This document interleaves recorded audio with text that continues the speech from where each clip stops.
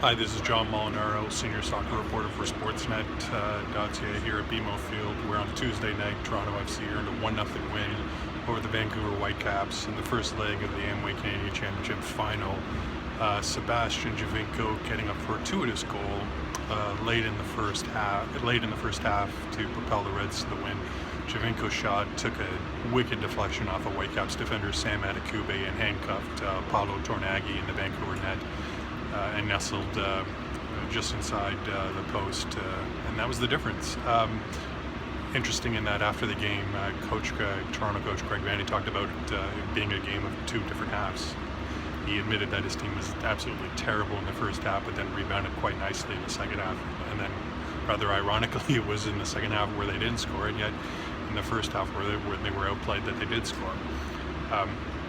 But he still liked how his team responded after the break, how his team was well organized and singled out Clint Irwin for a strong performance. And I couldn't agree more with him on that. I thought Irwin was the man of the match. He made a great save on Octavio Rivero in the 4th minute, tipping the Uruguayan's header from the edge of the 6-yard box over the crossbar. It really was a fantastic save.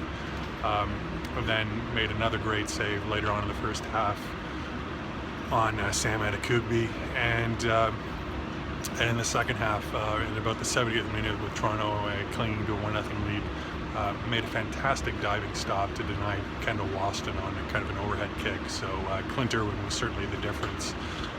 Vancouver will feel a little bit of snake bitten. They were all over Toronto in that opening 45 minutes, but just ran into a hot goalkeeper and couldn't finish their chances.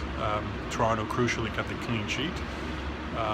And so Greg Vanney said, he quite likes his chances going into the second leg next week in Vancouver.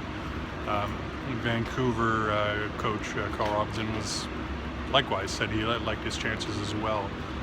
Yes, down a goal, but they didn't let the game slip away from them, and suspects that things will be much different in the return leg next week in Vancouver, next Wednesday, where Vancouver needs a 2-goal win to retain the Canadian Championship. Toronto clearly has the advantage as a draw can see them reclaim the Voyageurs Cup.